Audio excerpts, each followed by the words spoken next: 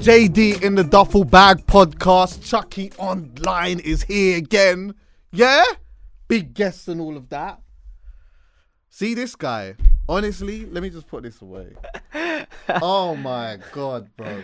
Like, up, man? To me, and I'm not even just saying this as a gas, bro. I just think you are, not only are you a hilarious person on camera, yeah? Thank you. There's something about you that I gravitate to. It's probably the way I look. AJ, how you doing, my brother? I'm doing good, my brother. You good, yeah? It's our first time meeting, by the way. Right. We've never met. We literally met 2 seconds ago. Right, literally. Yeah, probably about a minute and a half ago. Exactly. So Yeah. this is going to be new. Yeah. You're kind of nervous. You can hear it in my voice. Yeah. Usually when I do videos, I'm like, let's do this. I'm energized. Now I'm nervous. Oh my when God. I came in here, just to set the thing, yeah. When I came in, I could feel it. I can feel the nerves. I saw like a CT go. I'm like, yo, what's going on? Yeah, I was there. You know what I mean? And then he was like, yo, what's going on, my bro? I said, yeah, he's a tad nervous. Yeah, you need to unleash me a little bit, man. Over me. How are you though, bro? I'm good, man. Usually getting to these places takes hours and hours because I live countryside. Yeah. Oh my God. Today, 20 minutes. What? You guys came to me today. Oh, I came what? to my crib, man. So what are you saying? Well, you don't live that far from here like that? No, not far from here. Oh, man. I thought Usually you was takes too long. out. Bro, Like, every gone. single time it's 2 hours. I feel like I'm going manny in them things there, but Yeah. 20 minutes today, man. So it's Yeah, cool. so it's nice and light for you, boy. Yeah. So I got the energy. Yeah, okay, cool. Before we even start anything, fellow United supporter, Yes, sir. how does it feel to be a Man United supporter? You know what? I was the biggest United fan back in the day, man. And then I slowly just stopped watching. I still play. Yeah. But I slowly stopped watching football as much, man. I Why? don't know what it is. That kind of stopped. I stopped enjoying watching football. United stopped winning. Maybe he got me. I'm a glory hunter. I clocked it. Do you know what? Hey. I'll be honest with you. It's not that why I stopped watching it, but kind of a little bit if I'm being honest. Because you know what, bro? You know when you start realizing this thing is actually mad depressing? Bro, it changed me, bro. I could check my Facebook and my mum's. I used to, not tweet. I love how I was about to say tweet. On my Facebook, I used to post every day. Yo, United. I used to play Football Manager. I was so into football. And I just fell out of love with it, man. Watching. I still play. Yeah. I love playing. I will never stop. Yeah. But, wow, I stopped watching United, man. I stopped watching football in general. But I still, day-to-day, watch it with the guys and stuff. Yeah. But for me, bro, I was like, I still watch it a bit. But I'll be honest with you, bruv, it's hard. And I got to a point, I said this a bunch of times. I started realizing this is actually playing a strong role in my mood on the weekend. Oh, you know, that's when it's affecting you. And like from a positive and negative perspective. So let's just say, for example, if, say me and you's going out somewhere now, right? United's playing. No matter what we're doing, bro, we could be going to see a one-off, I don't know, like something spectacular. Yeah. The day is not going to be as good if Man United don't win. If United win, we're going to have a wicked, even if the day's not that great, we're going to have a wicked day. No, of course. But if United lose, no matter how much of a great day we've had, it's not going to bang. It's not going to snap. Of course it's not going to bang. You lose and the rest of your day's messed up. That's why I started watching. When we started losing, I left, man. I'm a real fan, guys. Let's go. I loved it, man. I used to watch. I don't remember the exact team that we had at the time, but I remember when and I don't know why I get cussed for this all the time, but I used to love the time when we used to have Nani on our team. Oh yeah. Oh really? One of my favorite players at United, and I know this is weird. Everyone's gonna look at me saying, "Nani." Yeah. He's my favorite player to play for United. Mad.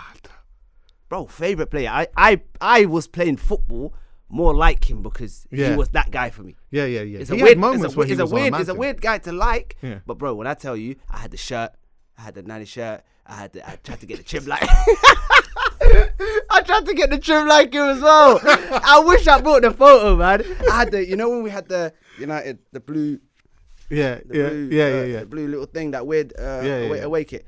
I tried to look like him. Serious? Skinny East African brother with that. Right. But I don't know, man. Yeah. So out of all of United players in history, Nani was your don. Not a Scholes. No, it's weird. Hey, guys, please. No, do it. Back your thing, bro. Nani was my favorite player to ever play for United. Strong. That's it, man. I like other guys as well. Don't get me wrong, but he's the only one which I was like, he actually, like, the way I played football, the way bro, everything was like him, bro. Yeah. So that's why I enjoyed that, bro. Yeah. It was like he was my favorite because not only was he just that guy for me, Right. he was always inspired me to play football like him as well. Right. So I tried to play football. I tried to, do the whole. Everyone tries to go pro. Of course. I'm guessing you did as well. Do you know what? Yeah, but I got I've got that common thing, the knee. Oh, me, I got the common one as well. Which one's that? The QPR one. Oh, what? You was there? I tried to do the QPR child thing, yeah. Everyone's got a story about exactly. QPR trials, bro. Yeah. Everyone's got a story about that one. Bro, my story ended horrible, bro. Serious? Yeah, it wasn't a trial. It was more like I was playing for this academy, Right. and then the coach or the manager knew someone there, and they tried to get their like second team to come play with us, but someone's watching type of thing. And we played, and we played well that day. Our team played well. Right. 5 of us got picked to come chat to the QPR coach, manager, whoever it was at the time. Right. And he took us into the change room and he just basically broke us down to what we done well in the game. Obviously, we heard it from our manager as well. Yeah. But it's weird. He took us in and kind of told us what was good about us and what was bad. Bro, the bad on my side was just you're small. I was this big. Yeah. Skinny. And he was just like, you're not going to make it, bro. He just told you that one He time. just told me, you're good. You played well. But, bro, you better hit the gym or do something. Surge or something, or you're done, man. Oh man. Yeah, man. And from that day, I was just Did that crush you? kinda, maybe. That's why I'm crying a little bit right now. But, Is it? Yeah. but PTSD. It's the way I want to go with it. Yeah, because you need to be able to have a little strength in it. It's like you can be skillful in all of that, but if you someone just come and just nudge off the ball. Well. I was doing the dropping shoulder. Yeah. When you know someone's watching. It's like when your girl's watching. Yeah. Doing the craziest. Yeah. Not that I'm You're a saying skillful that, you, innit? Yeah. I was saying, like, as much of you that I've watched, yeah. This is what I was saying to you privately. Is that like, I don't know much about you. I don't do these things, man. Bro. I don't. This is my first time, to anyone who's listening, watching, it's my first time doing something like this. Yeah. Bro. I don't know why I don't do it. Maybe I'm just. Yeah, I was gonna say, is it like, have you sort of like, did you get to a point where you thought, you know what, I'm probably just not even. I'm not. I think what it is, and I think this is just one of those things that I think everyone thinks about before they do something like this, and that's. I don't feel like man's done all the things I wanted to do to talk about it yet. Yeah. Like, I've done things, don't get me wrong, that I've enjoyed. Yeah. And I could tell you a couple of interesting stories and stuff that everyone has interesting stories. Right. It's just, I don't think I've done all the things I've wanted to do Yeah. to be like, let's sit down and talk about it. Right. Do you get it? Do you know why that's interesting? Because I think sometimes what can happen is you could keep going on in life, just achieving, yeah. But you know, like what you look at success, the way that you look at success and the way that you look at things like achieving things, yeah, will change each time. So each time you get there, you might keep thinking to yourself, I ain't done it yet. Yeah. But when you take a moment to sit back and say, rah, hold on 1 second, let me reflect on like all the things that I have done. Yeah. Man's come a long way. Yeah, no, I hear you on Do that you get one. me? I hear you on that one, man. I hear you. It's a deep one. It's a deep, because you're making me start questioning stuff now. Yeah. Maybe I should have done this earlier. All right, boom. Let me start with this. Yeah. So you're born in Netherlands, right? Yeah, I'm born in a place called Leidschendam. Right.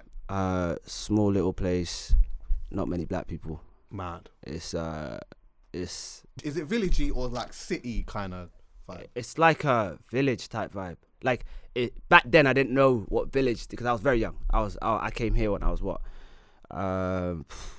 10, 11. Okay. So I didn't know what was city, what was this. I just knew this is the area, and I didn't realize that it was like so small and it was just not much black people until after, when I went back. Right. When I went back, I was like, how the hell did I grow up here? Yeah. So I'm kind of glad, obviously, that I moved out here and stuff. But yeah, Leidschendam is a place. And you know, something interesting that I learned. Basically, I watched this documentary the other day, and it's about the celebration that they have in Holland. Have you ever heard of Sinterklaas? No, I haven't. No. What is it? Oh my days! It's are we gonna get into this one? Tell me. It's like their version of like Christmas. Oh. And they have this dude who comes and he brings all the gifts and stuff, and then all the other people that's helping him, that's supposed to be the elves. You know how you have elves? Santa's helpers. A bunch of guys who just do blackface. No way. Have you never heard of this, bro? No way. Bro, I used Serious? to, and you know what's crazy about this? The reason why I'm bringing this up, I used to do that in school. They used to make everyone else in the class do the whole blackface thing, and then one person's the Santa Claus guy. You know how crazy that is? Looking back at that, I look back, I was like, what were they doing out there, bro? That's crazy. And only recently I think they have made some changes to it. But wow, bro, that's one thing about that area which was like crazy. And they love, because it was a small village. You know how small villages, they love their culture and stuff, and I get it. Yeah, there's culture and stuff, but wow. Yeah. So even though you was young, yeah, because that's interesting, isn't it? It's like when you grow up in a certain place, of course it's gonna feel normal to you because that's just all you really know, isn't it? Because if everyone's doing it, you're doing it as well. Yeah, exactly. You're not old enough to realize, alright, cool, this I shouldn't be doing this, or this is wrong, or you're just I'm getting presents. Everyone else is doing this. Let's go. Did you ever feel different though, even then still? In school, yeah. In school, back in school there was only literally, there wasn't many like cultural sort of like, it was mainly just people from there and maybe just like some like, you know, like Arabic people and stuff. And that was pretty much it. There was not much black people that I remember of. And then obviously your family then moved to, did you move to London, yeah? Yeah, London is where I moved straight away. Whereabouts in London did you move to? First place I moved to was Kilburn. Kilburn. Oh, so have you always been a West you? Like a Northwest you? Or? Yeah, Northwest. Northwest, let's go, man. All right. No, we from, man. And then so like being in Northwest London, like coming from that to then moving to Northwest clearly must have felt different. Of course, bro. Man's going from a place you can stay outside until late and no one care about it to you need to be in your yard 7 before it gets dark. Otherwise, something's happening. You know what's there? Yeah. Oh my days. Yeah. Growing up here, I had to learn quick, bro. Serious? Yeah, man. Coming from like I moved. I wasn't in Kilburn for too long. I moved to. It's the easiest. It's easier for me to say Wembley. Yeah, of course. Yeah. But there's obviously a bunch of places around Northwest which is horrible. Yeah. Growing up, and it's not as bad now. But go back 5-6 years ago. Yeah. Oh yeah, true. Still to this day it can be bad. But what I'm saying is where I was from. 5-6 years ago, Turkey. Well, you had to learn quick, otherwise. Yeah. You're done. And then obviously you went to school in Northwest and that as well. No, I stayed. I stayed in school in Kilburn. I always just went from Wembley to Kilburn to go to school. Wembley to Kilburn. It was a bit of a journey. I won't lie to you. Is it? Yeah. Yeah. Did you didn't get caught up in any of the politics that though like those particular areas had at the time, right? Okay, so. This one here. This is where it gets a bit. This is where it starts getting techie because I grew up with a bunch of guys in my area who, the greatest guys I've met there. But obviously, everyone takes their own sort of route in life, innit? And you get caught up in some stuff regardless of if you want to be there or not.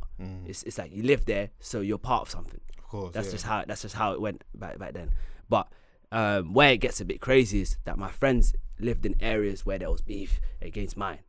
Right. So it's like I'm going to see my friends that live in that area, but the people there have got beef with me. Well, not me specifically. But they got your end. My area. So it's by like, default, you though. So I can never really say if I say I'm from this area and let's say you're my friend that lives in a certain area. I'll go to see you and I might stay with you till late, or whatever. I'll be walking outside late, leaving your area, and someone will just be like, "Where are you from?" And then from there, can I say my area? And then the safe word I've realised is Wembley. You just say Wembley. Wembley, and it's calm. Everyone just says... Yeah, Wembley. Wembley Stadium, and he's all right. Yeah, there's plenty of situations where I got into where it's like, I don't know what would have happened. Yeah. You know, luckily, the situation's always been in my favour. Wow. It could have been mad. Life could have just went left. Yeah. Your life could have been so much different. Yeah. Have you got older brother or sister? Have you got? Yeah. So there's 5 of us. There's 5. Yeah. There's Where 5 are you in that?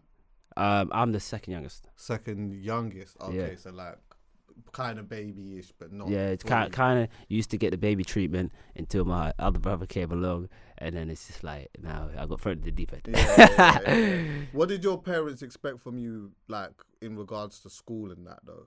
Did they expect that you? Because were they coming to this country anyway on this better life thing, or? Yeah, it was education purely. I can you believe it? I only recently, bear in mind I'm 25. Yeah. I only recently went and I was like maybe 23, 24 when I spoke to my parents about why did you really come have that conversation. You know, them ones there. I don't really have that conversation with my parents. I never really asked questions. I just thought, yeah, they came here. But my mum decided to not only tell me that, she told me the whole how she came from Somalia and then she made her way here, bro, it opened my eyes. Give to me a lot little of nugget of that though, because I love them. Oh my just a goodness just me. a little nug, just a little nug. So I was speaking to her and it was just me listening. Like I can't say a word in her conversation because it was so strong. She was telling me how she obviously came from Somalia and the way you can't just move from there to a European country. No. It didn't work like that back then. So she told me about how she managed to go from there to like, she had to go through loads of different countries just to even end up in Holland. And even in Holland, you have to watch yourself because you can get taken back. It was all these crazy things. And obviously when everything became a bit more stable, and then they were having kids as they were traveling. Like, it was like when I was hearing, I was like, bro, if this was me, I wouldn't be able to handle it. I don't know how you did it. So I understand. You start seeing the resilience. I understand when my parents go stay in school, do this. I get it, but I didn't get it back when I was in year 10, year 9, when I was just messing around, and you know what I mean. I didn't get it because I only recently asked this question. I wish I asked them earlier. Nah, because you probably just wasn't even ready for that. Of course. Yeah. I was too busy playing football, playing games, talking to my friends that I didn't really care why I was actually here. But when she told me about her traveling, told me about all the incidents she got into, all the close calls where things could have just went back to step one. All this, when she told me all of this, I was just kind of like, rah. Yeah, it's like, mad, bro. Could you imagine even just fathom just the walking? Brother. Walking? Bruv, walking from Labatt Grove to Kilburn is a mad thing. Bro, I once walked from school, Kilburn, to my house in Wembley. That felt like, I felt like I walked for a day, bro. Right. I felt like, oh my goodness me, how do people do this on the regs? Right. Like, how do people make this? But I walked that day. Walk from one country to the next. I was walking with my dad, yeah. Halfway through, I'm just like, yo, can we just take cab or something? Bro, there was no peas to get the cab, bro. There was none of that. It was walking yard, and it's funny because you don't deep those things until years later. Yeah. And you're like, okay, cool. People do this all the time. Right. You don't need to complain. Do you get it? Of course. But yeah, man. When she opened everything up to me, I was just kind of like, wow. Yeah, things start making a little bit more sense, man. Honourable shout out to Mumsy. I think it's sick having them type of conversations. See, school. So like, obviously, getting ready to leave school and that. Like, was you already very like internet, social media savvy? Nope. Two things.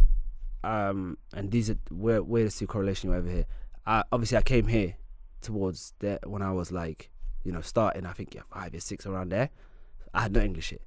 I did not know a word of English, so I was predicted. Fail, whatever. Yeah, predicted fail. I didn't even know about YouTube and stuff until like year 7 and stuff. I just watched KSI. Okay. That was literally, I just watched them, and I used to love that, and I used to think, I want to do something like this, like, but it never really. It was just kind of, I want to do something like this, and it just disappeared. I never really done anything about it.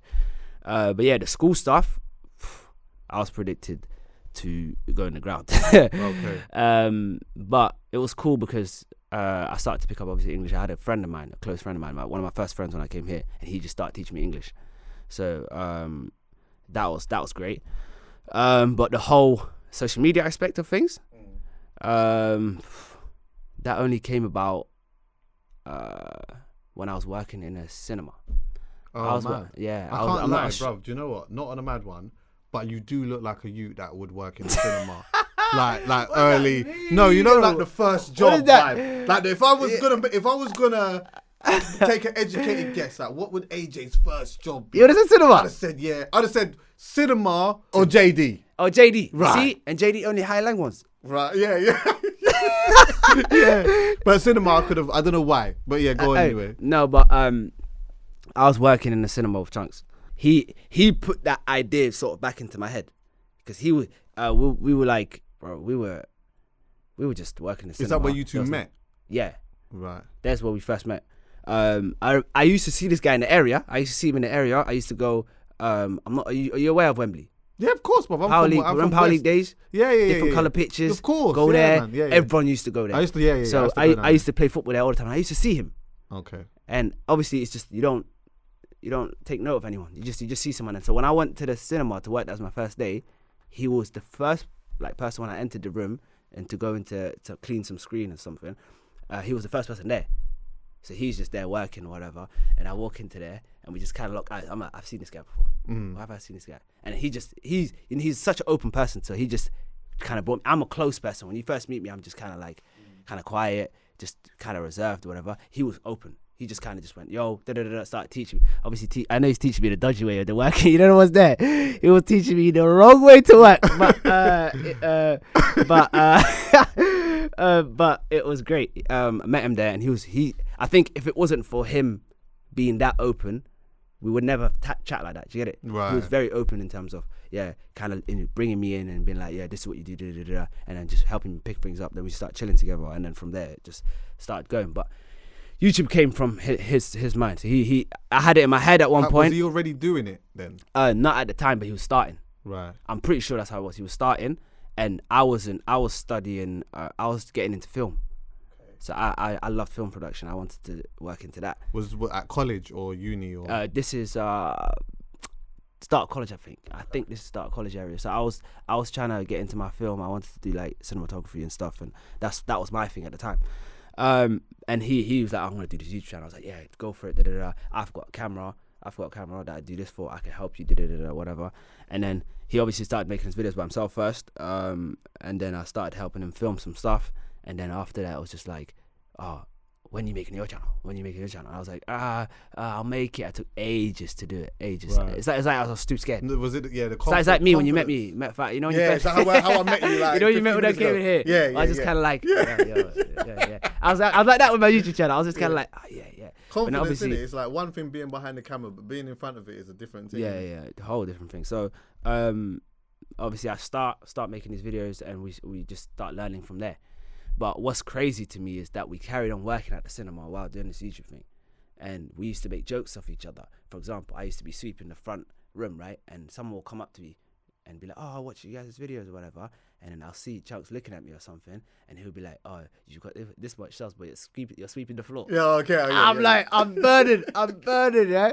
Because I was never really shy to do those things until then. Right. Until he started making the jokes, I was like, nah, I can't have right, you're big on YouTube and that, but you're out here sweeping the floor. Yeah. And we just did that to each other to piss each other off. Innit? We didn't really mean anything. Just did that to piss each other off. But then it started to get to a point where it was like, you can't even work. It was as things were going on, it was like, you're working, but it's like all these customers know who you are and stuff. And it was getting weird. And it wasn't even at a huge stage. It was just like, because we were doing in the area, everyone kind of knew in the area and stuff. And then we used to make jokes of each other so much, man. How did the managers that you work for, how did they see that? Because I think they just kind of thought, who are these guys? I think they looked at it like that, like, who are these guys in terms of, like, oh yeah, it's just they tried to like bury that. They almost like they didn't talk about it. Yeah, okay. There was one manager who was open about it and just said kind of like, yeah, you lot are doing sick, do your thing. Okay, so it wasn't becoming a problem. It wasn't becoming a problem. What would you define as a problem though? People were just kind of like, just, I don't know if it was a problem. Yeah. You know the ones where you just can't put your finger. I don't think it was a problem. Right. I just thought it was like life. You know? Yeah, of course. I actually loved working there. Yeah. I won't lie to you. Like I enjoyed every minute of it until I realized how much I was getting shagged for. Bro, I was working I was doing £7.20 something an hour. Bro, I go on my break. I say, let me just grab a hot dog real quick. Let me grab a glizzy with a drink real quick. That's half your team. I'm paying more than my hour. So right. when I clocked that right there. Wait, hold on, 1 second. Was you getting a hot dog from the place as well? Big glizzy from the place. From the place. So you're getting paid and you're giving him back the piece. I'm giving him back the piece. Mad. You know what that is?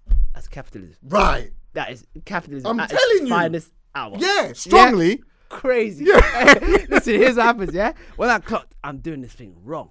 It's when man's getting paid monthly or every 2 weeks or whatever. And I did the maths once in the staff room. Got a little hot dog drink and everything. Man even got a little ice cream. Yeah, The of course. the Baskins, Yeah, of Baskin course. Robbins. Yeah, man, I had to get that. Man's got the whole thing there on the table. I do them little maths. How much did this cost? This cost about 8 nugs. 8 nugs. I get paid $7.20. Yeah. What's going on there? Yeah. So I did an last hour for free then. Yeah, exactly. Literally. I was bracking myself, picking up popcorn for the floor. For free and a bit. You were doing it for free £109. and a bit. I made more. You know how much money I made for them in that hour? Yeah. I'm there at the till. Yeah, that'll be £40. Yeah, 50, 60. Yeah. I'm making them bread, yeah? Right. With my great customer service. Yeah. Hey, I'm there making them bread. But then in my head, I'm thinking, I just lost Pete. It still makes sense. So I was like, okay, tomorrow I'm going to eat somewhere else to see. So I go downstairs. There's a Nando's downstairs. Bear in mind, this is Wembley Outlet. They only have restaurants there. They don't have. There's a Tesco downstairs. Yeah, you can. But Nando's is peas. Exactly. I go down there thinking, yeah, let me just get something different here. It's peas as well. Yeah, this time even more. This time you might be paying £20. Right. So now I've done the last 2 hours. What's going on, The last 3 hours. Well, 2 hours and a half. bro? I might as well just work. I'm giving my body's free, bro. Yeah. Work me, bro. I had to just deep myself and think I can't do this, bro. So what did you do? We did the craziest thing ever, and this is something I'ma always remember, bro. I left. I'm telling you this right now, and this is for both of us. I don't want to tell you how much he had at the time, but I left with £300 in my pocket, about £300 in my pocket. No plan in terms of, oh, YouTube's gonna go this way or whatever. I remember Chunks quit, and he did the same sort of thing where he was just like, I had enough. I'm gonna just do this YouTube thing. Quit. I said to myself, I stayed there for like maybe a month extra, and then I was like, you know what? I'm gonna give it a go as well, man. Why am I here? Yeah. And the only reason why man really enjoyed it because I was with my friend. Right. So I left, and we had £300, like £300 to my name, and it was, you have to go now chase your dream with this £300. It was the weirdest shit on earth, but it kind of worked out, I guess. Yeah, of course. But it was like, I still remember, I'm a person where when I was making videos at the time, I put every single penny I earned back into it. Right. Do you get it? So I wasn't making much from YouTube, but I was putting all my money I was getting from work. As I was making videos, everything I was getting from work, every penny I was putting back into videos. Like to the point where they thought I was crazy. What like, was when you say put back into videos? Like in what sense? Like okay. What was you paying? For example, I at the time I was doing like these like weird drink videos, right? Where I'd make the hottest drink or the sweetest drink or stuff like that. I was doing stuff like that back in the day, and at that time I didn't have budgets for videos where it was like I could spend £100 on a video or spend £50. I was spending £50, £20, £30 on every single video, and I was doing a video every other week. Where's this money? Where's this money going? It wasn't making me any money, but I was spending. So I ended up spending I know it wasn't much at the time, but I didn't have much at that time. It was like £500. £500 at that time was a lot in a month. Do you get it? So I'm spending all this back into the videos, and even they're looking at me a bit crazy because with their videos, it was kind of like there was a budget, but it was nothing that would mess them up. It was just kind of like there was barely any budget into it, but I was always trying to do a bit too much with, okay, cool, I want it like this, I want it like this, I want it like this, and I'd buy all this bread, and the people were like, bro, you're spending peas on these videos, and obviously peas is different now as it is. Of course, yeah, it's No, relative. for the time that you was exactly. Yeah. At that time, it was a lot. Yeah. Do you get it? I even thought to myself, okay, cool, am I doing too much here? Because I'm not really making anything back. And then when I started making money from YouTube, I started putting everything back into that. And it was just a cycle of, bro, when am I ever going to get to the point where I'm putting everything in and I get more out of it than I was killing myself just to make those videos. Yeah. But I enjoyed it. I didn't love anything more than doing that. So of course, it's the part of the process and that, isn't it, really? Yeah. Like almost as difficult as it is, it's sick when you can you can enjoy the process when it's difficult though. Too. Yeah. Do you know what I mean? Even though you was like focusing a lot on YouTube, was you aspirations there for football at this? Did you have the same sort of passion for that as well, or for other things? Because how do you even tell your parents, that you know what, man's leaving. I'm leaving my flipping job. I don't know if you're still at college at the time or whatever, but I'm just gonna do this YouTube thing, like. Because even then, I know that people were making money off YouTube and all of that type of stuff, but it's not like it was, super like how it is now. Do you get what I'm saying? No one really talks about. Everyone talks about when people are doing their best and how much they make then. Right. No one really talks about the YouTubers that are like kind of on the come up, whatever, and they don't have the funds and stuff to run all this and how much do they make and stuff. No one really talks about that, but at the start there's nothing, bro. Like from my experience, unless someone had some crazy hack that no one told me about. Or you come unless you come from a privileged background. Or exactly. So for me, it was just kind of like I had to like save so much for first camera, save so much for first laptop, to a point where I didn't make any excuses. That's the thing. I wasn't like, I don't have a camera. We weren't thinking about that. We just filmed whatever we had at the time. We could make content out of, to the point where we see something that we already have and we're like, we can make content with that. Right. Make that. But telling your parents how you're gonna continue this. I had 3 things I wanted to do in life. There's only 3 things. First one's a footballer. You know how that went down. Of course. That manager coach, that manager coach. You should have trusted me. I could have been like Messi. Nah, do you know what the thing is though? Could have been like Messi. Do you know what the thing is, bro? He was right. I know he was right. Because if I stand up right now, because you were here not playing football, and you're still slim still. yeah. But you look there. Hey, there's a gym. Can you believe there's a gym in the yard? There's a gym in what? There's a gym in our house. In the yard, you don't use it. And I look like this. Brother, you see this? They deep in the situation. Yeah, but you lot eat mad food sometimes and that. Yeah, man. no. When I see some of the pranks of you lot, I'm like, you lot eating some of this food and that as well. You doing some bad. Food is something we'll come back to. I'm telling you right now, that's something you would want to hear, right? But there's 3 things I wanted to do. One of them was football, and obviously that turned out whatever. Then I wanted to get into like the film. Like, I wanted to work on like feature films, to become a cinematographer and stuff, and I really enjoyed that. That kind of just went, but then that only went that way because I started doing the YouTube stuff instead. And then when I hit YouTube, I knew this is what I want to do forever. Do you get it? It might not seem like it because I don't upload too much, but that's what I fell in love with, and still to this day, there's nothing more I do rather than that. Talk to me about the linking with the other guys as well. Obviously, Chunks was your don, but there's a bunch of like, how did you start connecting with the rest of them? Okay, so I'll do them person to person. I met Sharky through football. I'm pretty sure Power League.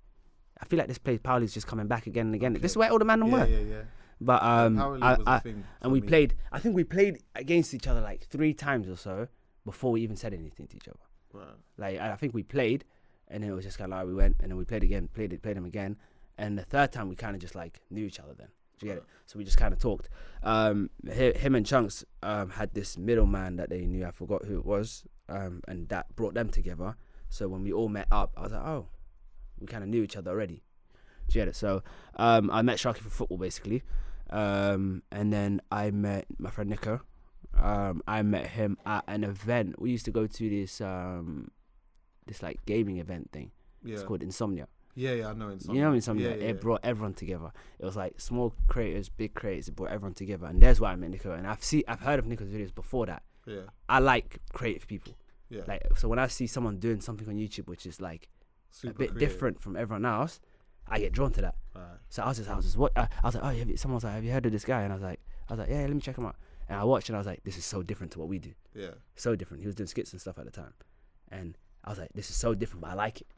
And then I used to watch all the time and stuff, and then we met at Insomnia, and then he just ended up being just a guy who just got along with the man. Do you get it? Right. He just got along with us, got along with me perfectly fine. I never had a problem or anything. And then from there, it just kind of became, when you don't look for a friend or anything, they just sort of, and it just comes in. Yeah. Do you get it? So it just perfectly worked in. And then he used to, bro, when I knew it was real was when he used to travel so far. He lived far away from us. Like, it was crazy how me, Chunk, Sharky live about 5-10 minutes away from each other, but we never knew each other. And then it was crazy. He lived really far from us, but he used to make the journey all the time. Not once have we. It shows that we're bad friends. Not one time have you gone up there. It shows that we're the bad friends, right? And he's an amazing person, right? We didn't go up there. He always used to come to us. Makes sense because there's more of us here, and it's easier for one person to come down or whatever. And London is obviously where things were going on. So he used to make the journey all the time. So he just became like that, right? And then Darkest we met because he's Chunks' cousin, of course. And I used to. I think I met him before YouTube and stuff. I used to see him at the house and stuff. We used to just kind of talk and stuff. And then, like, all the guys I met just naturally, which I loved. And we were friends before any of this, YouTube stuff. We were generally friends, and it just became a thing. We started doing stuff together. Yeah. And then it became this whole, like, group thing. And like, obviously, culturally, you lot connect a certain way as well, right? Like, for a few of you. Well, we're basically from the same environment. Right, exactly. Yeah. And so, like, do you feel in some way that kind of, like, played a big part in, like, the gelling of you lot as young Of course. boys? If you put me with someone who was way different from me, I'd get along with them, but I don't think I'd be as close because these people understand where man's from. And obviously we're Somali as well. And I'm talking about when I first met Chuckie and stuff. It was so much easier to get to know these guys because we knew of each other, like culturally we're the same, thing we're the same, and we're from the same area. But then there is like that person who kind of just breaks through. Which, for example, Nico, I got along perfectly, just as fine as with everyone else, but he wasn't from the same background as me, right? Which might be a weird situation, but it was fine. Yeah, it worked out. But yeah, definitely way easier when you both know what you kind of in for. You get it. When did things like start changing for you from like when you was talking about working in the cinema and stuff like that? There was obviously a light change because you're doing videos, whatever. People started to come up to you and whatnot. But when would you say that was like a little bit more of a significant change for you? Well, one of the biggest changes in terms of like what I do. Yeah. Okay, so I think the biggest change might be first moving out. That might be the biggest change I felt ever in terms of like YouTube and work and like, you know, everything.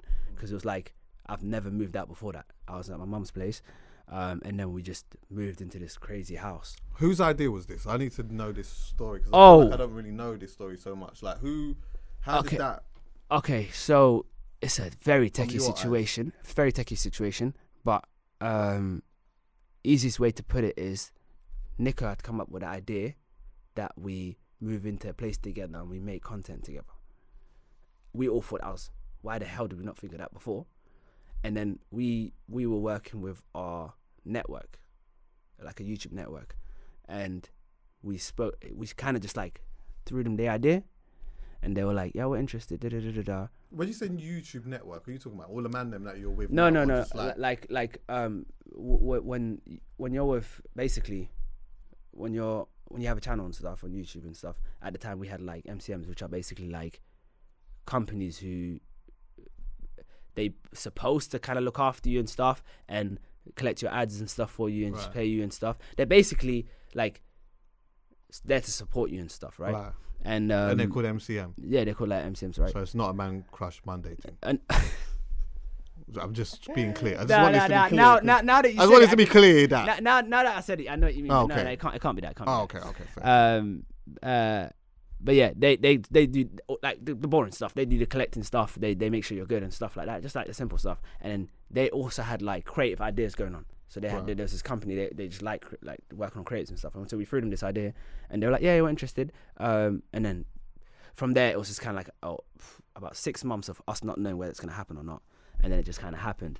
But just to be clear, what were they just advising you, or were they actually like in some way financially supporting you in making that? As in like the project? Yeah, like the MCM. Like what were they doing? Because you said that you went to them to speak to them about it. Yeah, so everyone goes under like these networks. So for example, imagine this is like the MCN, right? Yeah. Bunch of YouTubers in the creative space, right? And they all just like link their accounts with them, and then they just connect, whatever. But then they have their creative stuff going on, you know what I mean? And then we just linked up with them and stuff. But And then we threw him the idea, and then it all happened, right? But that change was outrageous because I was thrown in some sort of like deep end. Yes, I moved in with the people I was the closest to. Yes, I finally get to make this content and stuff, but it was so crazy being away from home, being away from all this, and we lived kind of like not too far out, but it was kind of like far out. Yeah. Do you get it? And then the craziest change was just like, oh, I'm my own man sort of thing now. Wow. Like, no, mumsy doing laundry, trying to do laundry for you. Yeah. No, nothing. You have to get be dashed. self-sufficient You have now. to eat. You have to cook. You have to do this. Real life hit me, bro. Life hit me by the balls, bro. Yeah. Still to this day, my cooking skills ain't great. But fam, imagine just taking someone who's like, at the end of the day, How old was you? I make it sound like I'm young at the time, but I was like 20. Yeah, that's 20. Honestly, Wait, I'm no. honest with you. I feel I'm like not- that's still young. I might be lying. 20, 21, 20, I might be Yeah. 21. I don't know. 20. It was Fam, about at the end of the day, 22, 20, around there maybe. sometimes people feel like, oh, I need to be out of the house by the time I'm 17 because Never. I'm getting old. It's like, no, listen, if you can and your situation is like you're safe at home, Yeah. and you're safe, like it's okay. Do you get what I'm saying? Stay There's at nothing home, wrong stop with being- being at home, right? Like I always thought that. I thought there's nothing wrong with being at home. It's as just long when as you move out, it's a shock. bro, I was shocked, bro. You know how much regular things that man was forgetting? Toothpaste, buying toothpaste. Yeah. For the first, like I remember I woke up in that morning and when I first moved up, I was like, all right, cool. Let me just brush my. Oh yeah, me Where's the man ain't got. toothpaste? Where's the toothpaste? Oh, I need to buy that, yeah, because no one's okay, cool. Let me go buy that. You buy it, everything you need. Okay, cool. You're on the toilet now. Where's the rolls then? There's no toilet paper, no. Oh yeah, what you doing then? Oh no, That's- newspaper in that. Oh no. You and them brothers there. Yeah, I did that. He just exposed I'll be honest himself. with you.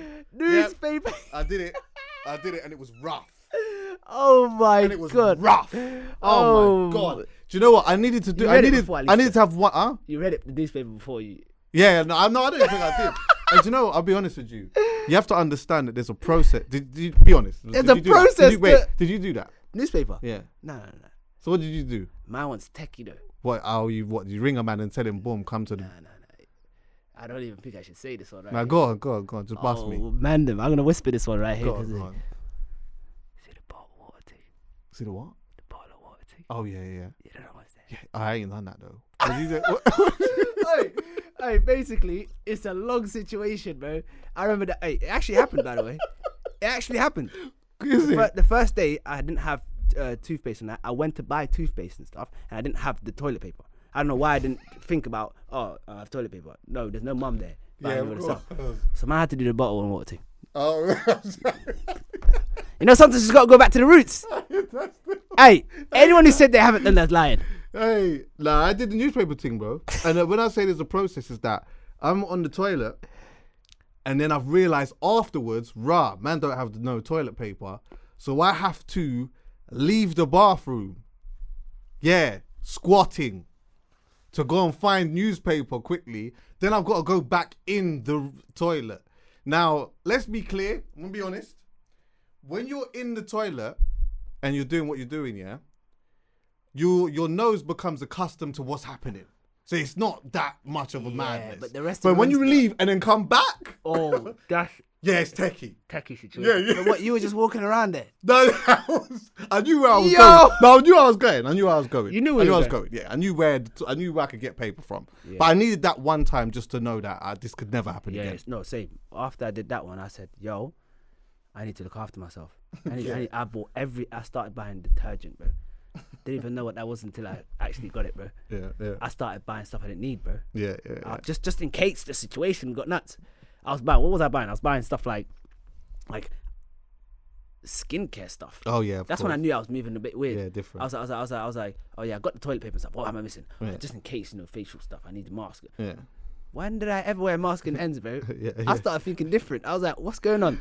Talk to me about, because you guys have taken quite a similar route in a sense to like Sidemen and what they had done, yeah. And I know they've talked a lot about like how like making content together helped them, and how like being together has like helped all of their careers in some way, yeah. See, for you lot, and just through your lens, like talk to me about what it was actually like being in that house though, and then like first like making content with each other and then also by yourself and just being in that creative space. Like how much did it help you? And has there been any parts of it as well that you feel like might have even hindered you a tiny bit? I think us starting Beta Squad has helped me massively. Not only in terms of how like, you know, I'm not talking about views and I'm not talking about stuff like that, in terms of just being in something that's exciting, something that's on like the front.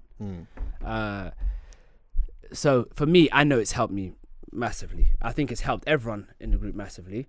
And obviously you mentioned Sidemen. We've seen how far things can go, and they've kind of made it possible. And then like people breaking through our little group and having their moments has made it seem like it's real to break through as well, to get it. So it's like it was almost like yeah, all these guys are at the top, can we kind of do it? So when I saw like we'd have bursts, right? Like maybe Chunks will kind of just will start catching fire and doing his thing, right? Nick will start catching a shark, will start catching his fire. Everyone will start catching their fire and doing their things, right? Like I remember my friend Kenny at the time, he was just killing YouTube. Like when I knew him, he was doing sick. And then things like that were like, it's real, we can do this. So making the content in the house and stuff was the more simple part, because I say simple, but it's something we knew. So the content part is completely fine. The hard part about moving out, living together, is like you're really going for what your dreams are now. It's so weird when you know this, whatever you do in these next couple of years, it's gonna define how the rest is gonna go. It's weird. It's weird living in that moment. So I knew I had to make the most out of the situation. We all knew that. I don't think we end up doing that, but the most difficult parts were just knowing, like, you just got to work hard in those moments, and it was difficult to work hard because we also was your friends. Like imagine moving into your friends, and the first house that we moved into had like a cinema, pool. It was. Don't get me wrong, we were there to work, but it was also just like, I'm with my friends, let me have fun as well. I need to enjoy this. I need to enjoy this.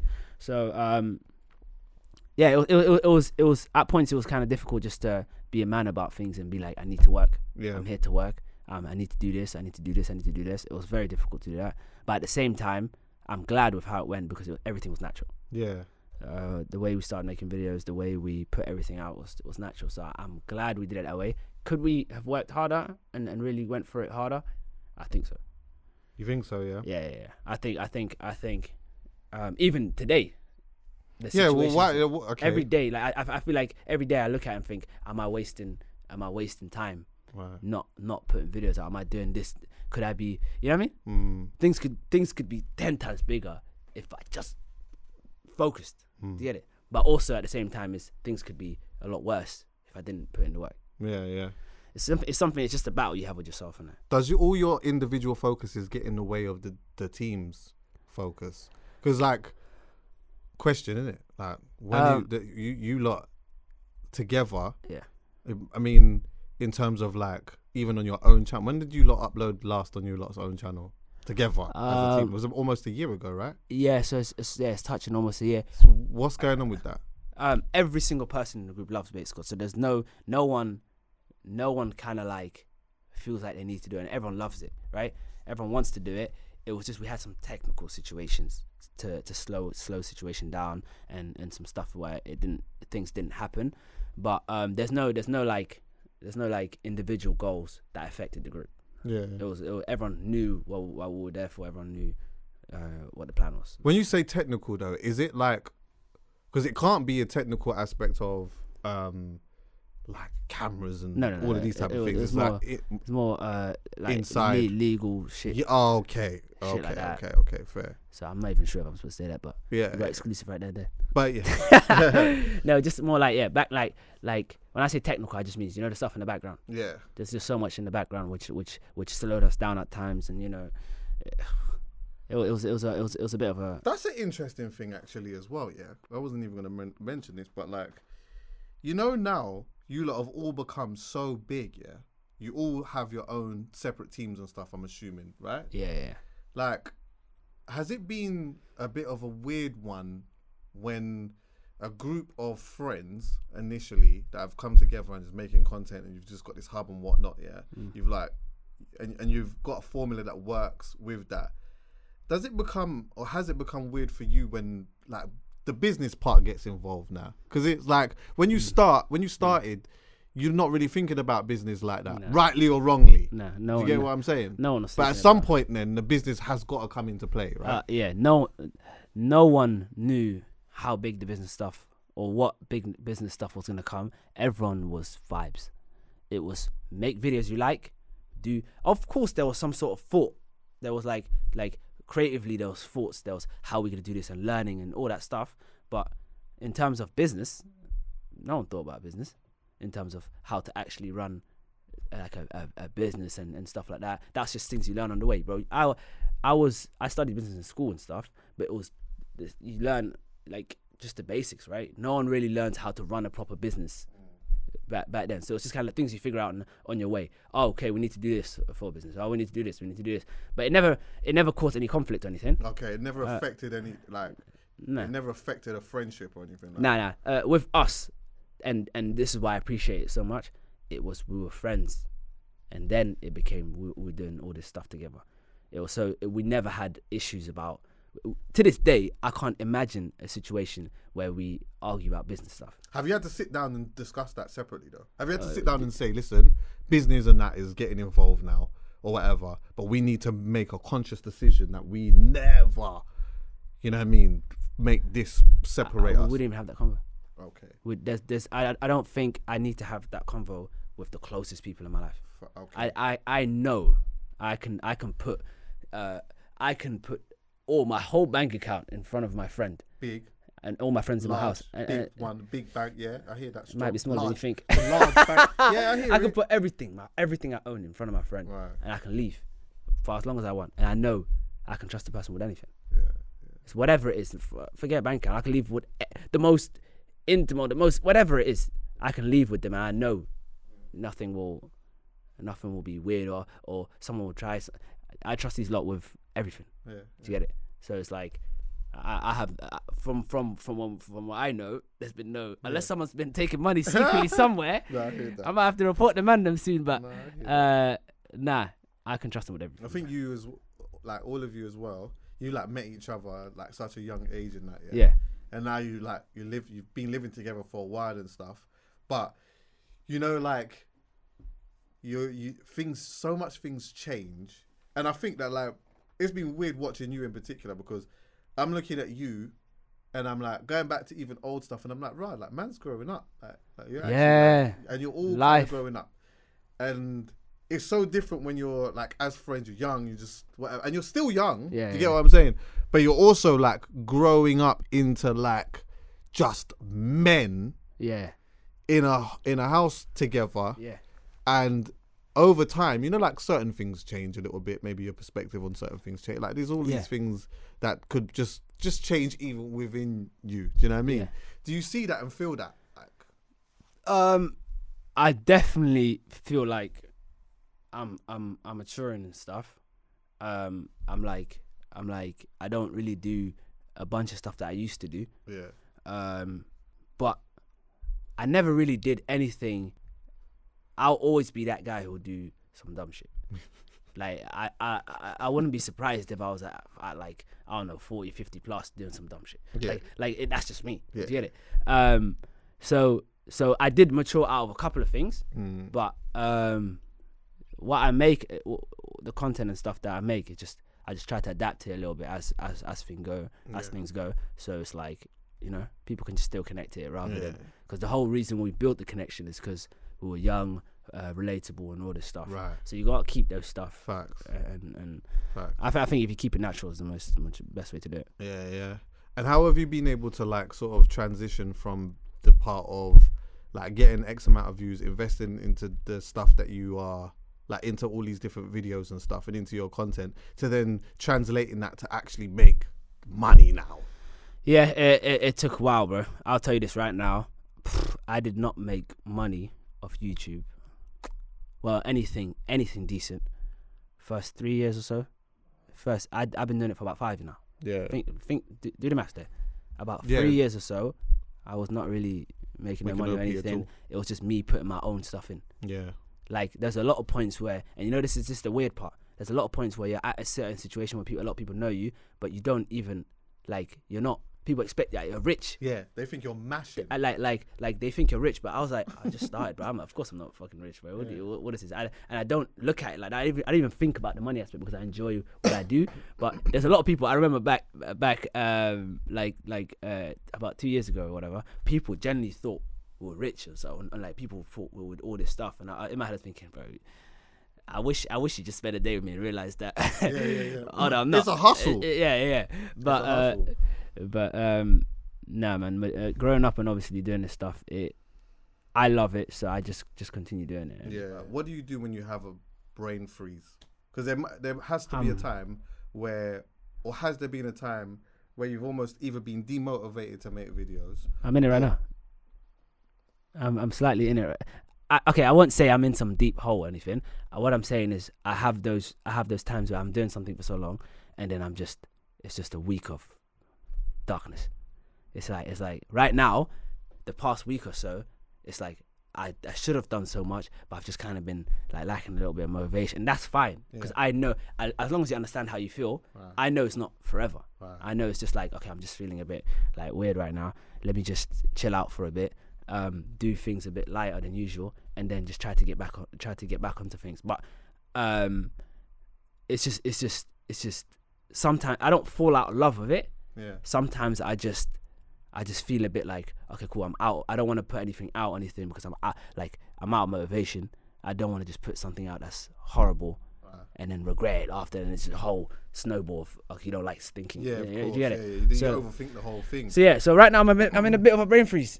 Now I'm in a bit of a weird situation, but time will get you out. Yeah, exactly. So it's all about routine. You know, that's one thing I noticed. Yeah. It's all about routine, bro. When I was in the routine of just making videos and going, I don't even think about anything. That's what I like doing and stuff. The moment you fall out of your routine, as a YouTuber, the moment you mess up, bro, it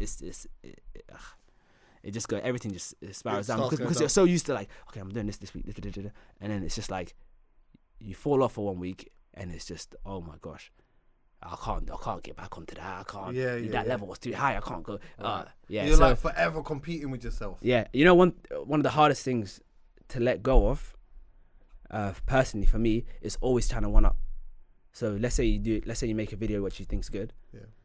Trying to one up from there. So to do one. I've been because and this is a weird statement to sort of make. I've never really just kind of been like, I love this video. This is the pinnacle. This is my favorite. I've never had that. I've never had a video which I'm like, I can tell you, like, if you told me right now, yo, pick something that you've made and you're really proud of, and you think, I wouldn't be able to just pick out something for you, because I just feel like everything is just kind of like, from my perspective, everything's just kind of like, I've never been, this is the one. There's nothing I could show you which I'm like, this is it. Really? There's nothing. I generally feel like that. There's nothing. There's like things I'm like, okay, I enjoy doing this, but there's nothing which I'm like, this video right here is the one for me. Is it? Yeah, and I don't know what that is, and I feel like, is it because you just always constantly trying to chase the next biggest thing? You get numb, bro. Like I get numb. Like when I'm filming, I'm like, yeah, I like this, and then once the video's been edited and stuff, you get numb, and it's just like, okay, it's just a video now. Yeah, I feel like that mental game part of YouTube is so difficult, because like you're chasing this banger video, but even when you have it, bro, even when I see one of my friends make a sick video, I'm like, yo, this is sick. It's easier for me to look at a video that someone else has done and be like, this is sick. This is sick. Keep doing this. But then they'll be like to me, and I'll be like, I understand, because I do the same. Right. Like I don't feel like, man, like I'll make something and someone might say, oh yeah, sick, and I'll just be like, yeah, like I enjoy it. It's cool, but I've never made a video which I was like, it's the one. Mad. And I don't know so much people that will say, nah, hold on, wait, this video there when you did. Yeah, there'll be people who say, yeah, I really enjoyed this. I really enjoyed this. This one, this was sick. And I'll just be, I get some videos I do enjoy, but it was just kind of like, yeah, like I become so numb to it. It's mad, isn't it? It's like it's a weird game, man. Yeah, honestly. it is, right? It's a weird game. Even like all the social media aspect to it and all of that as well. Like right now as well, it looks like TikTok is just bigger than Instagram right now. It's crazy. TikTok's huge, bro. Why do you think that's made such a big impact and like even being able to surpass that? To me, in my world, I still thought that Instagram was the biggest thing in the world. Yeah. Everyone keeps telling me, nah, bruv, it's TikTok. Instagram is the most consistently biggest thing, right? It's like even when apps lose a bit of hype and stuff, Instagram will just stand strong, and it'll always be that main platform where, for example, remember when we had Snapchat, that was very similar to like it was almost Instagram level. Yeah, Snapchat was big and everyone was using it. And then Snapchat kind of just slowed down a little bit, but Instagram just stood there and just like, nah, I'm not going anywhere. I'm not going anywhere. And then you had like, and then obviously TikTok. Instagram said, "What is that? What you lot are doing? You're doing that? All right, cool. We're doing that. Yeah, then. give me that. Man. Yeah, And I'm guess having what? some of that. I'll do it better. Yeah, exactly. Is that what you're on? All right, cool. Let me just revamp that. Give me that, man. Let me have that. Yeah. Man. Let me have that. They don't even, and then let me make it better. Yeah. And then use it better than you, and have more people use it. Right. It's nuts. Chill out. Right. Yeah, no, crazy, man. And now TikTok, you know. TikTok's easy access. It's just you just find new songs that sit in your head. You find like dance routines or interest. Like I find the interesting stuff. Like I find really weird, interesting stuff on like TikTok. I found this guy who like talks about like animals, right? And for some reason, I'm not sure if that comes from my dad or what, because my dad loves watching like National Geographic, is it? Yeah. Like he loves watching like and that. he's like David Attenborough, man. He'll just sit there. He'll just watch like wildlife and stuff like just yeah. stuff. I'm not sure if that stems from there or something. Right. But I watched this guy on TikTok and he's talking about like how animals are, how dangerous an animal can be, like the weirdest animals on the planet, and then he talks about how dangerous they are and stuff. For some reason, I dipped into that. I was like, let me just watch every single. And then when you find something on TikTok that captures you, and someone does a lot of it, bro, you just end up rabbit hole. being in there, bro. The rabbit hole's way easier on TikTok than it is on Instagram. Yeah, because Instagram, we're kind of all used to it, right? Yeah, exactly. It's true. That's true. But TikTok is like you find some new content, you're like, oh, shit. And because it's quite quick as well, it makes you just. I guess you just. I saw something about TikTok using like swipe time to really just get there. Yeah, I heard about that. I heard even Spotify's trying to do something in regards to like they're playing with us right now, bro. They're doing this. Yeah, it's crazy. How does your family see what you do? Like, what's the relationship like with your family in regards to what you do now and where you've actually taken it? At the beginning, it was the hardest thing to tell my family, yo, I'm doing this, because like I told you, my family been through so much to get here, and then they hear that. It's almost like you're taking a piss. Like I got you this far to do your education and all this stuff, and then you do this. And I've never really been that smart guy, like academically.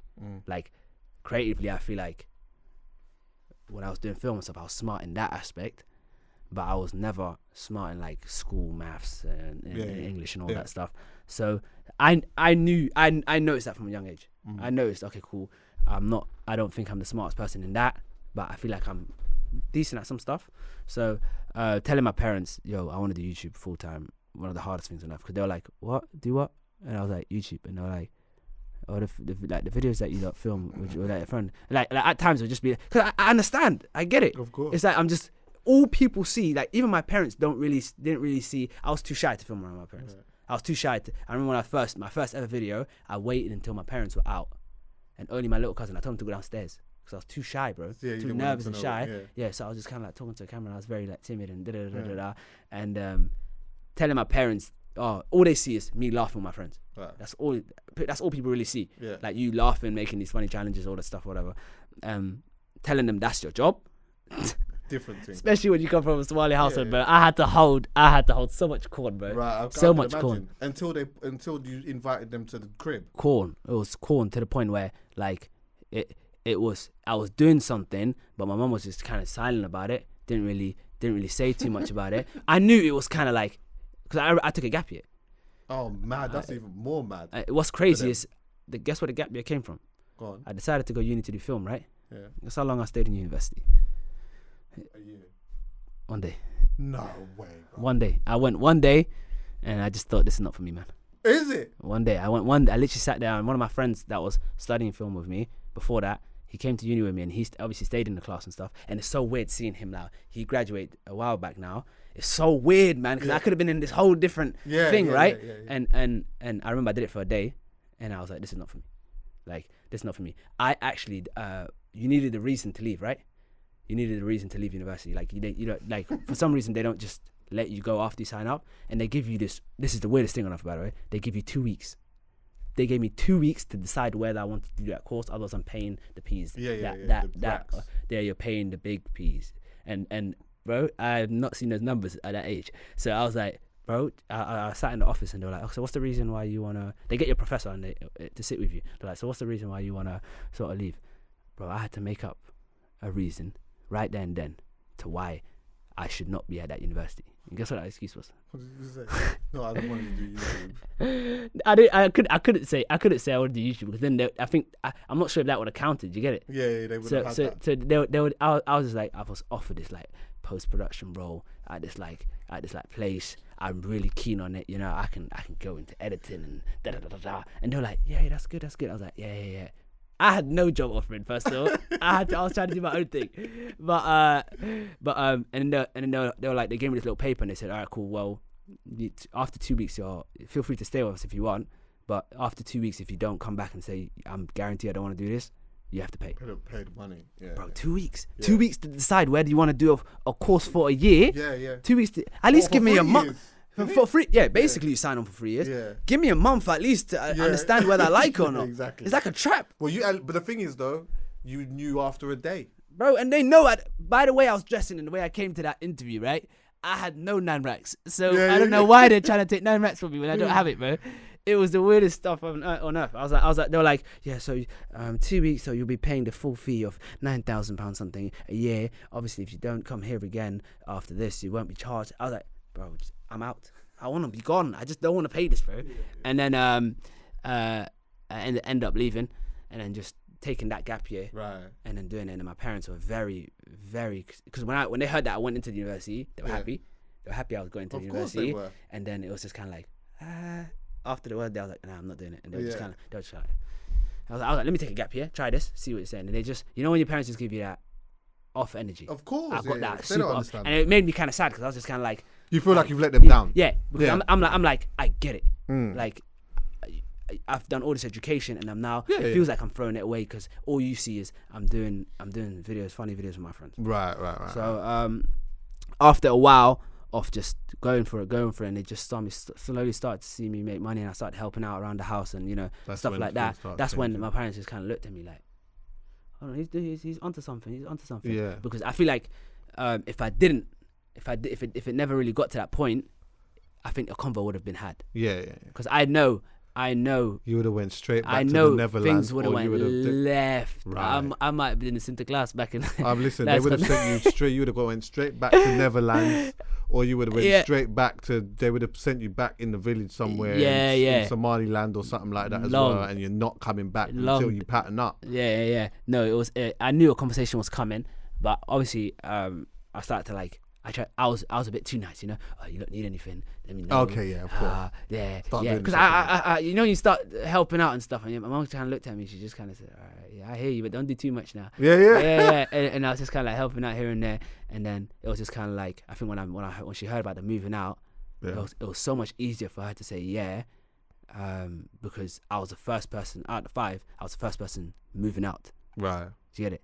So it was just kind of like, why is this guy moving out, or what's going on? And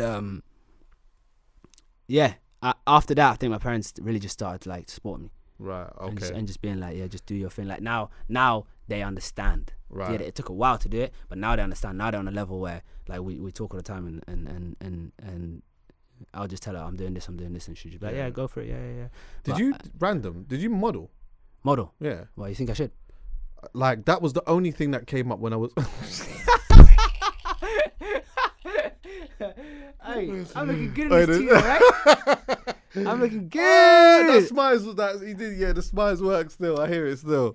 Nah, modeling. No. Where did that come from? I've never modeled. I've actually been behind and did the photography before. Oh, okay. Never modeled. Oh, okay. Hey, maybe I should. I mean, it's out there. Yeah, They're maybe. saying that's what you're doing. Yeah, maybe I should, man. So what's the plan? What's good like going forward? Like, how do you see where you and the gang's at? Like, where do you predict that? You know, Bro, this whole situation pans out with, firstly, with all of you lot, and then also like just going forward with yourself.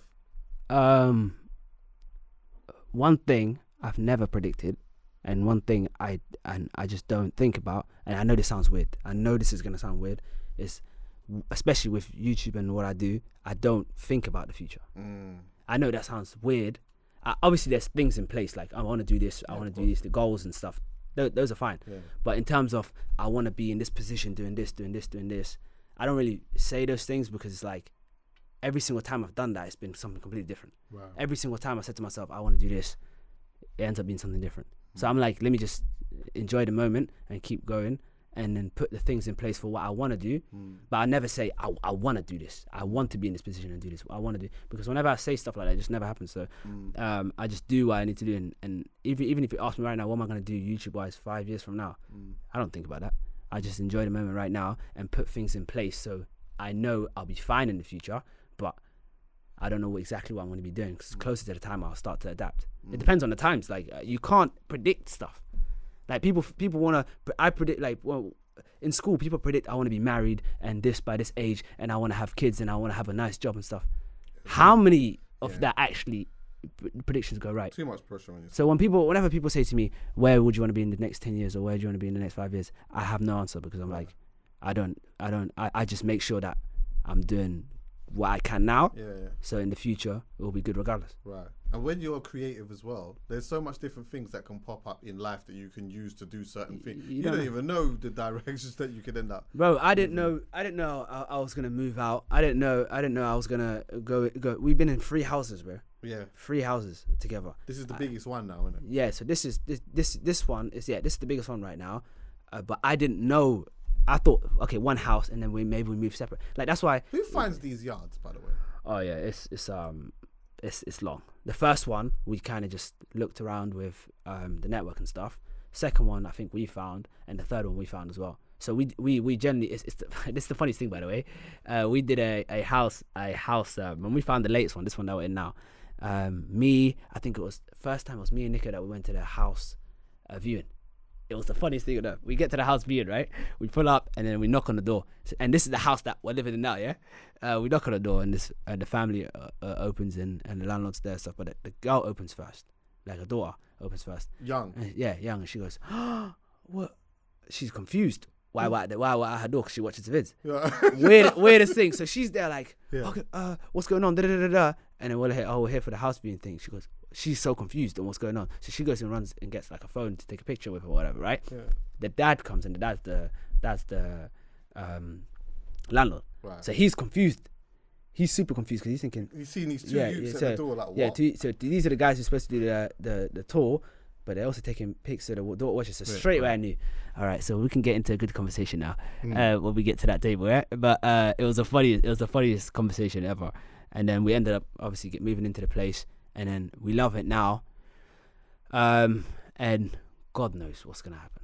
Mm-hmm. I don't even know. If I tell you right now where am I gonna be there next year? Hopefully, it's a nice place. I want to be there, of course. But if another house comes along or something else or whatever, I wouldn't be surprised as well. Yeah. Do you lot have creative rivalry? What do you mean? You lot are obviously all friends and that. And you lot are still all individually doing your own thing. Yeah. But like, is there like he's done this, bruv, I need to do that. Okay, he's so you know, there's like healthy competition and stuff, but and this is one thing that I don't think I've mentioned. We all do different stuff. We all do different types of videos. So there's never a situation where it's like I've done something. Oh, now the thing might need to do this, or he can't do this, or he can't, because we all make different videos. Like I do more like challenges and stuff like that, and stuff like that. Nick will do more like pranks and stuff. Yeah, his pranks are mad. Chunks will have some of his more like personality videos and stuff. Right. And Sharky does a lot more like football stuff and stuff like that. And Sharky was probably the closest to me in terms of we did like challenges together and stuff. And then he did like football videos and stuff. And then Kenny was doing stuff with his little brother and stuff. Right. So it was like everyone's making such different content. So it was a situation where it was like we never had the rivalry. It's more like we always sit down and talk about, okay, well, what do you want to do this week? What do you want to do? And we just plan together and stuff. So I guess if we all did the same stuff, like if we all did pranks, then it would be techie. Then if we all did pranks, it'd be a crazy house, right? Yeah, of course, bro. We'd be fighting all over the place. Oh, I'm doing this, but nah, because we all do different videos. It's never been. Everyone's always doing like. Chunks might do a video, but I wouldn't do that video on my channel. Right. I would do a video that he would never do on his channel. Yeah. Nick would do a video that Sharky wouldn't do. Yeah. Kenny does videos which I wouldn't do. Do you get it? So it's an open sort of thing. What you lot have achieved and have going on is sick and interesting, isn't it? And I think not everyone can put that together. Do you know what I mean? I think there's probably a lot of people that have tried, and it's so difficult, even to just be in a house all together, living in that like. You know, sidemen have done it, and I know that people have probably groups of people have probably tried to make a rivalry between the two of you, right? Yeah. Like groups and that. You felt that? People always say like Beta's called a sideman. Da, da, da, da. In my head, it's just like I love them, so it's like right, there's space for two, there's space for more, there's space for more groups. Do you know what I mean? Yeah. It's nice to have the competition though, because it keeps everything healthy. Yeah. It's like. They were the first and they were the biggest to ever do it. So it's like it's nice to look at that and think it's possible for us and stuff like that. And they're super nice to us. So it's great. So if it was a thing where we were butting heads and, then it would be different. Like, it's different. Yeah. But they've been so nice and obviously we speak great things of them. So of course. And a bunch of you lot are making music. I see you making music videos and shit like that as well. Like man's out here singing and doing all of that. You know, that's the funniest. That's actually the funniest topic, because I made some music about 2 years and a bit ago. Yeah. Horrible. First, like people say it's like people commented. What was it called again? It's called. Oh God. The first one. I left her or something. Oh my, he knows. Yeah, it's that one. He knows. Okay, so that's the first time I ever stepped into the studio. Is it? Yeah. I always used to like rap with friends and stuff as a kid. You know this. Yeah. I always used to rap with friends as like a joke. Yeah, of course. Like we used to do freestyles and Well, we played random beats in cars and we'd just be rapping just for fun. Do you get it? Like randomly we'd just be chilling. And this is even back in ends. Like we used to just run a beat and we used to just rap, right? And it was fun. Like from young, I've been just kind of like doing stuff like that. But I never. If you asked me while I was in school, or if you asked me just right after school when I was doing like my film stuff, you're gonna release music, I'd laugh at you. I'd laugh at you because I always did it as like a joke. Yeah. And then I released that song. I remember I went to and I did it as part of a video. Right. So I had this video where it was like how to become a rapper sort of thing. Yeah. And then the second video was like the music I actually made. But I actually tried to make some music, do you get it? And then what happened was that came out and it's done decent. Yeah. At that time it's done views wise and stuff wise and support wise, it's done decent. I said, am I a rapper? Hold on. Low key. I'm trash right now, but yeah, but have I got it? Have I got something? Right. But nah, and then can you believe it? For 2 years or so, I didn't put out anything else because I just bought like a laptop and stuff and just started making music for fun.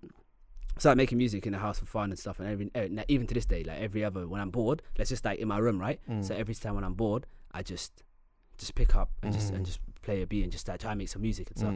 And now I've got this like I have never mentioned this, by the way. Now I've got this like catalog of just bunch of stuff that I've made, and I'm just thinking whether I should put them out or not. So the one I released recently, it came out 3 months ago, but I made that ages ago, like a year and something ago. So even to this point, I'm like, every time I put it out, I'm like cringing because I'm like, it's and it's not UK music because what I listen to is very like American music. Right. So yeah, I kind it sounds trippy reddish Oh gosh. kind of Oh, vibe. No. It sounds kind of little purpish Oh god. vibe. But yeah. I hear it though. No. It's what. Like I never really, and I know this is weird. I never really used to listen to like UK music. Okay, Like, guess what I listened to in school, bro? go on. You're gonna. I think Adele. No. 21, Chief 19 Keef, or bro. something. What? Oh, he's gonna say like 19. Bro, that's what I used to listen to in school, bro. Oh, is it for real? Yeah, I used to Okay, listen so to that early drill. Yeah, so I used to listen to like all that. Chicago. Like I never really. Don't get me wrong. I was into like UK like rhyme stuff when it was early doors, right? Okay. And then I started to listen to like Chief Keef and stuff and Lil Durk from ages ago. Right. And then I just kind of grew up on that sort of like American music. Do you get it? I just all I listened to was like that sort of like hip hop, trap music. Yeah. And then I kind of just grew up on that. And before like Chief Keef and stuff, it was like 50 Cent and stuff like that. Do you get it? Yeah. So it was, I don't know why. Maybe it's just I preferred that sound. Yeah, no, Do you of get it? course. So I just listened to all of that growing up. So now even when I'm trying to make stuff, yeah, I get it when people say it sounds American because that's the That's your influence. That's like what the I musical influence. exactly. That's what I take in almost every time. Like I don't really listen to UK music like that. Yeah. I think there's some UK artists out there that are sick. Yeah. But even the UK artists that I think are sick in the UK are like somewhat a little bit American inspired. Right. So like one of my favorite artists from the UK is Amancho. Okay, yeah. So already you know. Yeah, of course. It sounds. I know where you're. Yeah, I know where yeah, you're going. exactly. So it's like I like it. Right. But I just did more of the American stuff. No, So I've got a bunch of stuff. It's just whether I put it out or not. Before we leave, the last thing I want to bring up actually is I think what was it, a couple years ago, or maybe even a year ago, I can't even remember now. I swear Chunks and Sharky went back home, didn't they? Yeah. Oh, this is very interesting. Yes, they went to Somaliland. Yeah. Yeah. Are you about to ask me why I didn't go? Yes. All right, cool. This is a question I got all in my DMs when they went. They went, just so everyone knows, they went to Somaliland to like go back, see some family, and just and hang out, and like go back to their Connect roots. a little bit. Connect. Yeah, and I love that. And obviously, I was asked to go, but I had to say no because of a situation that is with me. So basically, my parents have always asked me to go Somalia with them. Right. So I always put it off. I was always just like, yeah, I'll go this. I'm currently working. I'm doing this. And my mum was always like, asked me to go and stuff. So I think it would have just been kind of a bit, I wouldn't say disrespectful. I get it. But like, if I went with my friends, it would have just, and I would have loved to go. Don't get me wrong. I still to this day, I've never been and I want to go. Yeah. And then when I do go, I want to stay there for a while. Yeah. Because I think I need to go. I've been putting it off. I don't know why. Maybe because, I've been just kind of like dodging it and stuff. Yeah. But my mom's asked me plenty of times, yo, do you want to go? Do you want to go? Da-da-da. And I was always kind of like, nah, I've got something I'm doing. Da-da-da. So imagine if I just went, like I'm looking at from my mum's eyes, like if she sees me, oh, where you going? I'm going to Somalia. Yeah, it's a bit of a. It feels like you're parring it a bit. Yeah, I'm parring it. So I was like, until man goes with my family, then you'll go with your brothers after that. So, yeah, that makes sense. And then the worst bit is I was trying to do this whole thing where I just get tickets and just go with the fam, right? Oh, was you gonna buy tickets for them? Yeah, so I was just gonna be like, all right, cool. I'll just get some tickets. We just go like out of nowhere. Surprise thing. Yeah. So I had that whole. What, for the whole fam? Well, yeah, for whoever wanted to go at the time. So I knew my mom wanted to go. I knew she would have wanted. I knew she wanted to take one of my sisters and one of my brothers, and I knew my dad wanted to go. So I knew it was like 4 tickets plus me 5. I'm not sure whether my older siblings wanted to go or not, but it would have been about 5 tickets, right? And I wanted to do it, but the whole COVID situation. Yeah, COVID. So it's like if I did book it, they would have been trapped. They would have been trapped out there. Yeah, because it happened to my uncle. My uncle went out into Somalia at the beginning of COVID. Couldn't come back. Only just came back. Oh, recently. Mad. He could have came back, but he ended up staying there for like a year and something. Yeah. And I was just like, I remember I spoke to him recently. He goes, yeah, at the first year you're not coming out. You can't come out. He was locked in, and he lives here, bro. Oh my god. So long, man. Yeah. But hopefully one day, man. Hopefully one day I go. Man. Well, brother, Yeah, man. Love. I was just heating up as well. Yeah. You know me, I was just opening up now slowly, man. Yeah. I need to do this again, man. Of course. Yeah. Of course, man. But no, thanks for coming through, man. No, I appreciate you, man. You like. I just think I think the content that you make is sick. Your energy's good. Yeah. And naturally, you go through them moments, innit? Like where it's just you just get your mind's just But it's not all about me as well, it's about you as well, man. It's I know you've come a long way as well. You think I don't watch your stuff, but I've come across a bunch of it, man. Is it? Yeah. So No, I feel like everyone sort of deserves their flowers and stuff in it. So I think you're doing sick as well. I had to watch a bunch of these, so I know you're sick at interviews. So I knew you were gonna get me to speak. Yeah. So props to you as well, my brother, all man. good, man. Bro, I heard it's gonna snow this weekend. Yeah. Man's ready if it does. You get what I'm saying? Got the big coat. Yeah. It's gonna be where it is. You know what I mean? If you see me wearing my roadman fit, don't say nothing, man. You're what? If you see me wearing my roadman fit, That's you. Big jacket with the. Never know, man. People don't know I'm on stuff. I'm opening up now, man. Yeah. But a question before we end this. Go on. Question that I heard before we leave is Bates gonna come back. Yes. Well, yeah. Are you coming back? I just lied. I just wanted to end like that. Goodbye. Oh, you're not coming back. Are you coming back or you not coming back? I don't know. We'll see. No, we're not coming back. Okay. Do you reckon you're not? Do you reckon you'll come back next year, 2022? I say next year. People could be watching this next year. Listen, if you're watching this, just press the subscribe button. If a video ever pops out, you and Sharky's beefing, innit? Don't lie. Yeah. Okay. No.